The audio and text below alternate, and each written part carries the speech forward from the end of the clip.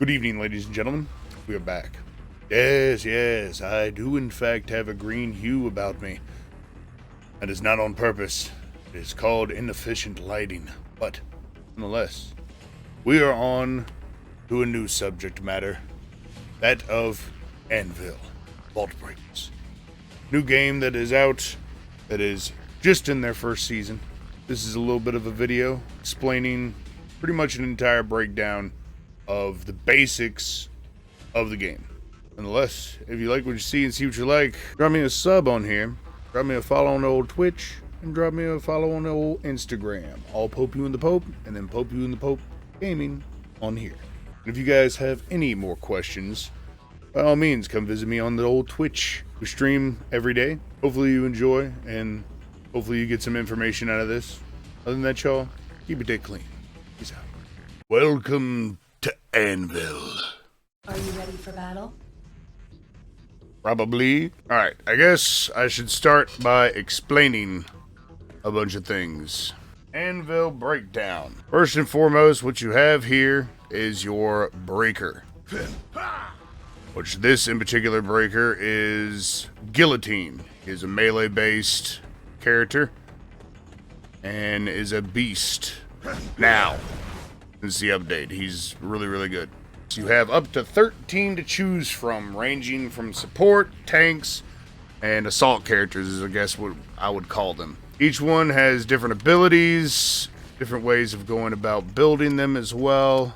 4 assault characters, 5 tanks, and 4 support as of right now.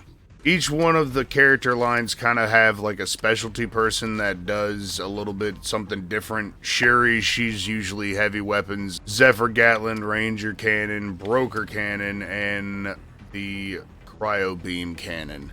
Most of the rest of them, they use pistols or the Uzis. But as you can see, multiple different guns here that you can kind of choose from. Out of the tanks, you have Toast, who is a heavy weapons expert and usually uses flamethrowers, missile launcher, and a various amount of those between the Cryo and Venom Caster.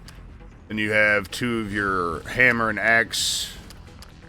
Then you also have your Gauntlet Breakers, which Quake being the newest one, they all have variants that they can choose from as well that do just different stuff, varied items and so forth.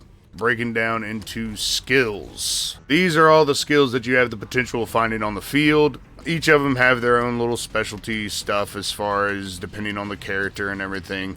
Minus cooldowns on most of them. You got a lot of damage differences as well. Critical and stuff like that.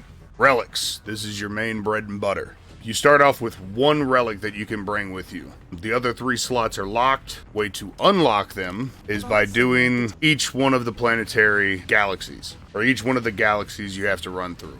You got the first, second, and third galaxy, which is in order of which relic slots permanently that you can unlock. First one gets you your second one gets you your third one gets you your fourth, and then after you're done with those, then you have all 4 slots unlocked. I would suggest doing that before running through Season Challenge, at least getting through the second galaxy, just my opinion. You can run through the Season Challenge mode otherwise, but it is a bit more difficult because you're already putting yourself at a disadvantage by not spawning with at least 4 relics for free. So, Toy Workshop, all these little guys give different various buffs, help you out with a couple of different things. So each one of them give you a little buff. They don't actually do anything as far as damage-wise. They don't, like, put out any damage. They just kind of run around you. And then upgrades. You have permanent upgrades here that you can use the currency that you get by going through the Season Pass. Collect VP and contribute to mankind. And all these are free as well. You get free points here as well, so you can get some permanent stuff. Premium, of course, I bought because I thoroughly enjoy the game, but well worth it. Even if you don't get the premium, it's well worth it to run through this stuff because you get a bunch of free point stuff anyway. So it's like, why not? And each one of these that you get is your perma upgrades that you can get. And you got offense, defense, and then, I don't know that word. Strategic, maybe? All that explained with the relics. As you run through, each one of the areas by the time that you either finish it or get far enough ahead, or even if you die when you're in the middle of them, you have potential to get relics that you can use in your perma slots out of the ones that you pick up along your galaxy run. Getting these always helps. You got your golds. You can only put on 1 gold at a time as of right now. You can put on as many purples and blues as you want. But yeah, that's as far as the rarity. Golds, of course, are going to give you the more bang for your buck.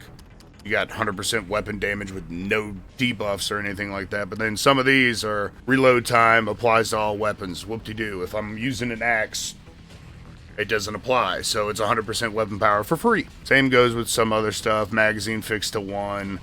Applies to all weapons. All these are really good. Attack power, of course. You got crit damage, skill damage, rounds that you can increase. You've got the closer you are, the further you are, damage buffs. You've got these little things when you acquire one, and then after a certain number of kills, it drops percentage. You got defense. You got HP buffs. You've got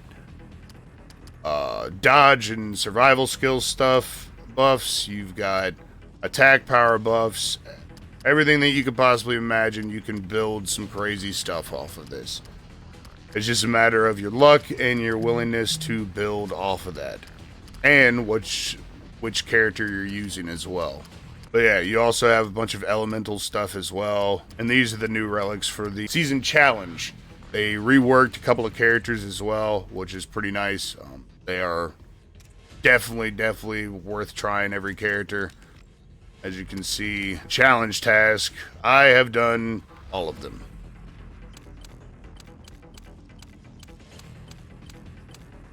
I have dropped to number 7. Also, the currency crons you can use to unlock breakers themselves, cosmetics, or the toy worker shop. So, and the crons you can get for free through the season pass. As you can see, 500 here, 500 there, 500 there. Like, you get quite a bit at the beginning as well, so. Well, if you've made it to the end of the video, I greatly appreciate it. And if you do so want to help me out on supporting, by all means, drop a follow, drop a little subscribe on the old YouTube, and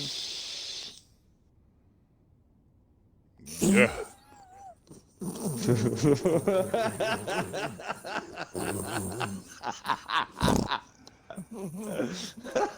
What are you laughing at, bro? Because I'm recording a ending video. You know what I've done like on the other videos with you guys at the end? Yeah. But nonetheless, as always, like and subscribe. We'll see you guys on the next one. Keep your dick clean. Baldy Pell, you guys got anything to say?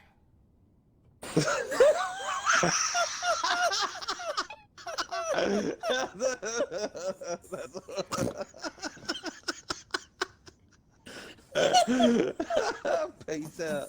God damn it. All right, yep, that's it. Have a good one.